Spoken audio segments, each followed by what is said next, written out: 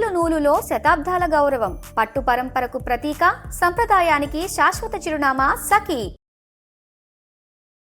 నమస్తే రమ్మగారు. నమస్తే జయ. రమ్మగారు, పిల్లలు భయపడుతున్నా, దెయ్యాల సినిమాలు చూస్తున్నా, లేదంటే ఏదైనా ట్రావెల్ చేస్తున్నా వెంటనే జై హనుమాన్ అనుకోమంటాం, లేకపోతే హనుమాన్ చాలీసా చదువుకుంటే మంచిది, భయం పోతుందంటాం. భయం అనగానే హనుమాన్, ఇవి రెండు ఈక్వల్గా ఉంటాయి అన్నమాట కదండి. హనుమాన్ చాలీసా అసలు ఎట్లా చదవాలి రమ్మగారు? రోజుకి ఇన్నిసార్లు చదవాలని కానీ, ఎట్లా చదవాలని కానీ అలాంటి నియమాలు ఏమైనా ఉన్నాయా? దాని యొక్క విశిష్టత ఏంటి? మీరు కొంచెం పదునుగా చెప్పండి. ఆంజనేయ స్వామిని తలుచుకుంటే భయం పోతుంది, శక్తి వస్తుంది. అదొకటే కాకుండా చాలా వస్తాయి జయ. ఆంజనేయ స్వామిని తలుచుకుంటే ఏమొస్తుందో చెప్పడానికి ఒక ప్రత్యేకమైన శ్లోకం. బుద్ధిర్బలం యశోధైర్యం నిర్భయత్వం అరోగత అజాడ్యం వాక్పటుత్వం చ హనుమత్ స్మరణాత్ భవేత్ అని చెప్తారు. బుద్ధి బలం రెండును, యశోధైర్యం యశస్సు ధైర్యము, కీర్తి ధైర్యం, నిర్భయత్వం అరోగత భయం లేకపోవటము, జబ్బులు తగ్గిపోవటం, ఆరోగ్యత, అరోగత రోగం లేకపోవటం, అజాడ్యం వాక్పటుత్వంచ అజాడ్యం అంటే జడతో మందంగా బద్ధకంగా జడుగా ఉండటం. ఇందులో ఈ జడత్వంలో వ్యక్తులు బద్ధకంగా ఉండటమే కాదు, మందమతిగా ఉంటారు చూడు కొంతమంది పిల్లలు. కొంచెం కొద్దిపాటి ఆటిజం ఉంది, కొంచెం ఏదో అంటే మెంటల్లీ కంప్లీట్లీ ఛాలెంజ్డ్ కాదు, కొంచెం ఛాలెంజ్డ్ కిడ్స్, వాళ్ళకు కూడా వాక్పటుత్వంచ మాటలు సరిగా రావట్లేదు, తెలివిగా సమయస్ఫూర్తి లేదు, తెలివిగా మాట్లాడలేకపోతున్నారు. అలాంటప్పుడు కూడా హనుమత్ స్మరణాత్ భవేత్, వాక్పటుత్వం కూడా ఆంజనేయ స్వామి స్మరణతోటి వస్తుంది. ఇంకేముంది, అన్నీ వచ్చేస్తాయి. ఈ శ్లోకం చదువుకోవటం. చెప్పారు కదా, బుద్ధిర్బలం యశోధైర్యం నిర్భయత్వం అరోగత అజాడ్యం వాక్పటుత్వంచ హనుమత్ స్మరణాత్ భవేత్. ఇందులో అర్థం కాని విషయం ఉందా? నీకు అర్థమైంది నేను చెప్పకుండా? అవునవును కదా, క్లియర్గా ఉంది. ఇప్పుడు ఆంజనేయ స్వామిని తలుచుకుంటే భయం పోతుంది, ఒకటే కాదు కదా, బుద్ధి బలము యశస్సు ధైర్యము కీర్తి సమస్తం వస్తాయి, జబ్బులు తగ్గిపోతాయి, వాక్పటుత్వం వస్తుంది. రామాయణంలో ఆంజనేయ స్వామి మనకి ఎంటర్ అయింది ఎప్పటి నుంచి? కిష్కింధకాండలో కనపడతారు. ముందు రామాయణంలో ఎక్కడా ఉండదు, బాలకాండలో లేదు. ప్రస్తావన ఉంది బాలకాండలో. బ్రహ్మదేవుడు దేవతలందరికీ చెప్పారు, సెలవిచ్చారు, భగవంతుడు సంపూర్ణ మానవావతారుడుగా జన్మించబోతున్నాడు, అతను చేయబోయే మహత్కార్యాలకి మనమందరం కూడా మనం ఎంతో కొంత సహాయం చేద్దాం అని చెప్పి, మనము అందరం మీరందరూ కూడా దేవతలందరూ మీరంతా కలిసి మీ శక్తులతోటి వానరులకి జన్మనివ్వండి, అప్సరసల యందు గంధర్వాంగనల యందు వానరులకి జన్మనివ్వండి అని చెప్పారు. కాదు రమ్మగారు, వాళ్ళు అసలు పిల్లల్ని కనలేరు, దేవతలకి పిల్లలు పుట్టరు కదా, అంటే భార్యల వల్ల సంతానం లేదు వాళ్ళకి. ఇప్పుడు భార్యల వల్ల సంతానం కదా, ఇది అప్సరోగణానికి తర్వాత గంధర్వ స్త్రీల ఎందుకు అన్నారు ఈ పిల్లల్ని. ఒక్కొక్కళ్ళు ఒక్కొక్క చోట వాళ్ళ అంశాలు, ఇది డైరెక్ట్గా సంతానం అని చెప్పడానికి వీల్లాగా కాదు, బయలాజికల్ కిడ్స్గా చెప్పడానికి వీల్లేదు, వాళ్ళ అంశస్వరూపాలు. ఇప్పుడు వాయుసుతుడు ఆంజనేయుడు, ఈయన బయలాజికల్గా వాయువు కుమారుడు కాదు, ఈయన కేసరి నందనుడు. కేసరి భార్య అయిన అంజనాదేవికి వాయుదేవుని వరప్రసాదం వల్ల పుట్టినవాడు, అంతేగాని బయలాజికల్గా వాయుదేవుడికి అంజనాదేవికి పుట్టినవాడని చెప్పబడదు, అలా జరగల. ఈ దేవతలందరూ మీరు సంతానాన్ని కలగండి కనండి అని చెప్పినప్పుడు ఆంజనేయ స్వామి మాట వచ్చింది బాలకాండలో. ఒక్క వర్డ్, ఒకటే వర్డ్,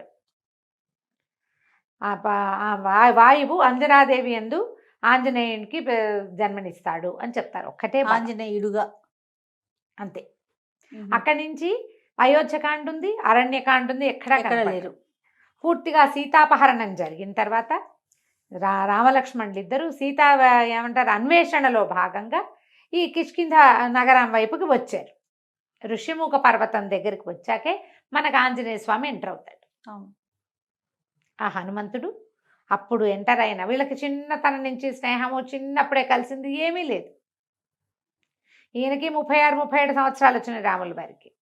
మరి ఆయనతో పాటే పుడితే వాళ్ళందరికీ కూడా అదే వయసు ఉండాలి కదా, ఆయనతో పాటు ముందో వెనకగానో పుట్టారు. అప్పుడు పరిచయం. అక్కడి నుంచి వారిద్దరికి స్నేహము, ఆపేక్ష, భక్తి, దాస్యము అలాంటివి వచ్చినాయి. అప్పుడు మొదలైనాయి. అయితే ఇప్పుడు ఈ సమయంలో ఎంటర్ అయిన ఆంజనేయ స్వామి భగవంతుడైన శ్రీరాముడికి, పరిపూర్ణ మానవావతారుడుగా ఉన్నటువంటి భగవంతుడికి అత్యంత ఆనందాన్ని కలిగించాడు. మొదటిది సీతను వెతికాడు. దానికంటే ముందు ఎంతో స్నేహం కలిపాడు, సుగ్రీవుడితోటి స్నేహం కలిపాడు. వాళ్ళ మైత్రి మరింత ప్రబలం అవడానికి కారణమయ్యాడు. సీతాన్వేషణ చేయాలని బాగా ప్రబోధం చేసుకున్నారు ఒకళ్ళకొకళ్ళు. అక్కడి నుంచి సీతాన్ని అన్వేషించడానికి తలా ఒక గుంపు, తలా ఒక పక్కకి వెళ్తే వీళ్ళు ఈ ఋష్యమూక నుంచి, కిష్కింధ నుంచి దిగువకి ప్రయాణించి సముద్ర తీరాన్ని చేరారు. దక్షిణ సముద్రం వైపుకు ప్రయాణం చేశారు. అక్కడ చాలా రకాలుగా తెలుసుకుని ఆయనకి అపరిమితమైన బల సంపన్నుడైనప్పటికీ శక్తి తెలియకుండా తెలివిగలవాడుగానే ఉన్నాడు, కానీ బలశాలిగా అప్పటిదాకా ప్రదర్శన లేదు ఆంజనేయ స్వామి పట్ల.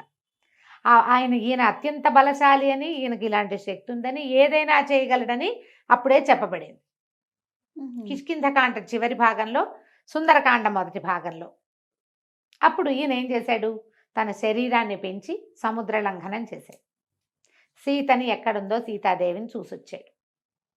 సీత కోసం ప్రయత్నం చేస్తూ రావణాసురుడి కంటపడ్డాడు, లంకాదహనం చేశాడు. మేము యుద్ధానికి వస్తున్నామని చెప్పొచ్చాడు. చూసిరమ్మంటే కాల్చొచ్చాడు. వెనక్కి వచ్చి సీతని చూశానని, ఇదిగో ఉంగరం అని చేతిలో పెట్టాడు. ఉంగరం ఆవిడకి ఇచ్చి, ఆవిడ తాలూకు చూడామణిని తీసుకొచ్చి రాముల వారికి ఇచ్చి అత్యంత సంతోషాన్ని కలగజేశాడు. ఆ వస్తువు చూడంగానే ఆయనకి సీతాదేవిని చూసినంత సంతోషం కలిగింది. ఇప్పుడు మనం ఆంజనేయ స్వామిని కనుక ప్రార్థిస్తే మనం ఎవరికి సన్నిహితంగా ఉన్నట్టు? రాముల వారికి. అక్షరాల. తర్వాత యుద్ధానికి బయలుదేరారు. యుద్ధంలో కూడా ఆయన చెయ్యగలిగినంత సాయం చేశాడు ఆంజనేయ స్వామి. అపరిమితమైన ప్రీతితోటి ఈయన్ని కొలిచాడు. చిరంజీవిగా వరం పొందాడు. ఆయనకు అంతకుముందు ఉంది, రాముల వారి వల్ల కూడా వచ్చింది. ఎక్కడ రామనామ సంకీర్తనం ఉంటే అక్కడ ఆంజనేయ స్వామి ఉంటాడని చెప్తారు. ఎత్ర ఎత్ర రఘునాథ కీర్తనం తత్ర తత్ర కృతమస్తకాంజలిం బాష్పవారి పరిపూర్ణలోచనం మారుతిం నమత రాక్షసాంతకం. ఎక్కడ రామనామ స్మరణ ఉంటే అక్కడ ఆంజనేయ స్వామి ఉంటాడు. ఈ కథనాల వీటి వల్ల మనం ఆంజనేయ స్వామిని తలుచుకుంటే భగవంతుని సామీప్యాన్ని పొందినట్టు మనం ఆటోమేటిక్గా వస్తుంది. అందుకని పిల్లలకి హనుమాన్ చాలీసా నేర్పిద్దాము. ఆంజనేయ స్వామికి సంబంధించిన చాలా శ్లోకాలు ఉన్నాయి. ద్వాదశ నామావళి, ఆంజనేయ స్వామి తాలూకు ద్వాదశ నామావళి 12 నామాలు ఉన్నది, చిన్నది, అది చెప్పచ్చు. అక్కడి నుంచి హనుమాన్ చాలీసా పెద్ద చాలీసా అనగానే 40 కదా. అయితే ఈ 40 శ్లోకాలు దోహాలు అంటే చిన్న వాటి కదా, 4 లైన్లే. అవి కూడా సరిగా రాస్తే 2 లైన్లే వస్తాయి. తెలుగులోనూ చెప్పుకోవచ్చు. సంస్కృతం అంటే ఒరిజినల్ భాషలో తులసీదాస్ గారు రచించినటువంటి అవధి భాషలో ఉన్న హనుమాన్ చాలీసా అంటే డైరెక్ట్గా ఋషి ప్రోక్తం, ఋషి ఏం చెప్పారో అది. ఇప్పుడు వాల్మీకి మహాముని చెప్పిన రామాయణాన్ని ఋషి ఆయన తన కంటితో చూసి దాన్నంతా మనకు అందించారు. ఇప్పుడు ఆ వాక్యాలే మనం చదివితే అద్భుతమైన ప్రయోజనం లభిస్తుంది. అలాగే తర్వాత మన యుగంలో తులసీదాస్ గారు కూడా వాల్మీకి మహామునికి దగ్గర నుంచోగలిగిన స్థాయి కలిగిన ఋషితుల్యులు. ఆయన చెప్పినటువంటి హనుమాన్ చాలీసాని మనం అదే భాషలో చేస్తే చాలా మంచిది. ఆ భాష చెప్పలేకపోతాం, తప్పులు వస్తాయనిపిస్తే తెలుగు భాషలో మనకి అవకాశం ఉంది, అది కూడా చెప్పుకోవచ్చు. హనుమాన్ చాలీసా సింపుల్గా వస్తుంది పిల్లలకి. ఏదైనా ట్యూన్లో నేర్పించుకోవటమే. 2 పద్యాలు చొప్పున, దోహాలు చొప్పున చెప్పినా కూడా వచ్చేస్తాయి. అవును, రోజు చెప్తుంటే చక్కగా వస్తుంది. సాయంకాలం పూట పిల్లలకి చెప్పండి. పిల్లల్ని ఇదేంటంటే ఇదేదో చదివితే అదేదో వస్తుందని కాదు. ఇది చదివితే నీకు బాగుంటుంది, నీకు ధైర్యం వస్తుంది, నీకు బుద్ధి వస్తుంది, నీకు జ్ఞానం వస్తుంది, నీకు అనారోగ్యం తగ్గుతుంది, నువ్వు ధైర్యంగా ఉంటావు, నీకు ఎవరో ఒకళ్ళ సహాయం లభిస్తుంది. అసలు సహాయమే అవసరం లేని అసహాయ సూర్యుడిగా నువ్వు ఉండొచ్చు. ఆంజనేయ స్వామికి ఎవరు సహాయం చేశారు? లక్ష్మణ స్వామిని బతికించడానికి ఈయన ఏం చేశాడు? సంజీవ పర్వతానికి పరిగెత్తుకుంటూ వెళ్ళాడు. అవును, ఆయన ఒక్కడే తెచ్చాడు. ఎవరు సహాయం చేశారు? ఎవరు చేయలేదుగా.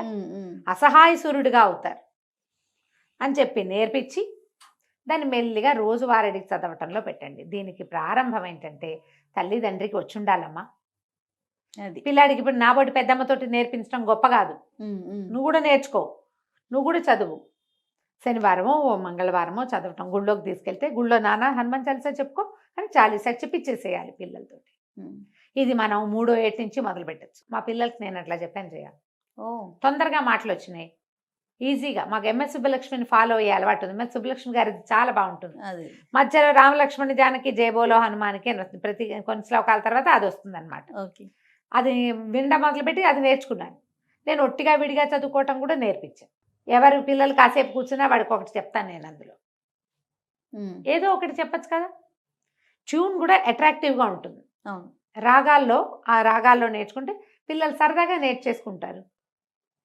ఆలోచించండి. తప్పకుండా. ఇప్పుడు కళ్ళు మూసుకుంటే నాకు సుబ్బలక్ష్మి గారి గొంతు అట్లా వినపడుతుంది. ప్రతిదీ అది ఎట్లా ఉంటుందంటే మన లోపల ఒక జ్యోతిని వెలిగిస్తున్నట్టు ఉంటుంది. అవునండి. మీరు అలా వినడం నేర్చుకోండి, పిల్లలకి అట్లా చెప్పండి. పిల్లలకి నువ్వు అది చదివితే నీకేదో వస్తుందని చెప్పొద్దమ్మా దయచేసి. బయట నుంచి ఏది రాదు, లోపల ఉంటాయి మనకు అవన్నీ. ధైర్యము, బుద్ధి, జ్ఞానం వాకిట్ల నుంచి తెచ్చుకునేవి కాదు, లోపల పుట్టేవి అవి. ఆ లోపల ఉంటాయి, మనకు తెలీదు. ఇప్పుడు మన లోపల ఏమేమి ఉన్నాయో మనకు తెలియదు కదా. అలాగే ఇవన్నీ కూడా లోపల హిడెన్ గా ఉంటాయి ప్రతి మానవుడికి. మనమందరం రాముడు లాంటి జన్మ కలిగిన వాళ్ళమే. ఆయన అవన్నిటిని మేల్కొల్పుకున్నాడు, కళ్యాణ గుణాల్ని. మనం మేల్కొల్పుకోం అంతే. ఆ మేల్కొల్పుకి ఇది ఒక సాధనంగా ఉంటుందని గ్రహించుకోండి. తప్పకుండా. దీన్ని పూర్తిగా ఏమంటే మత సంబంధమైన వ్యవహారంగా తీసుకోవద్దు. అలా అనుకోవడానికి వీల్లేదు, అసలు అనుకోవద్దు. ఇది మనకు అవసరంగా భావించండి. ఆంజనేయ స్వామి చాలా తెలివైన మాట తీరున్నవాడు, అద్భుతమైన మాట. ఎక్కడ తెలివి తక్కువ మాటలు, పొరపాటు మాటలు అలాంటివి లేవు. చాలా ప్లాన్డ్గా తెలివిగా మాట్లాడే మనిషి ఆయన, వ్యక్తి. అవన్నీ వస్తాయి మనకి. అదే కదా. ఆయన బలశాలి, ఆయన ధైర్యశాలి, ఎన్నో అద్భుతమైన గుణాలు ఉన్నవాడు. అవన్నీ మనకు కూడా కావాలి. మనం ఇన్స్పిరేషన్గా తీసుకోమా వాళ్ళని వీళ్ళని అందరినీ. ఆంజనేయ స్వామి మన ఇన్స్పిరేషన్. బాగుంది. ఇలా ఇన్స్పైర్ అయ్యి కనుక మనం ఇన్స్పైర్ అయ్యి పిల్లలు కనుక నేర్పిస్తే చక్కగా ఉంటుంది, చాలా బాగుంటుంది. ట్రై చేసి చూడండి. ఇది కష్టం అని మాత్రం అనుకోవద్దు. ఎప్పుడు హనుమాన్ చాలీసా చదివినా తప్పకుండా రామనామ పారాయణం అలవాటు చేసుకోండి. శ్రీరామ జయ రామ జయ జయ రామ జయ శ్రీరామ అని 10 సార్లు చెప్పుకోవటం. ఎందుకంటే ఆంజనేయ స్వామిని పిలిచాం, అక్కడ రామనామం చదివితే ఆయన సంతోషిస్తాడు, ఆయనకి ఇష్టం. అందుకని తప్పకుండా రామనామాలు కూడా చెప్పుకోవటం మీరు నేర్చుకుని పిల్లలకు కూడా నేర్పించుకోండి. తప్పకుండా అండి. నమస్తే. నమస్తే.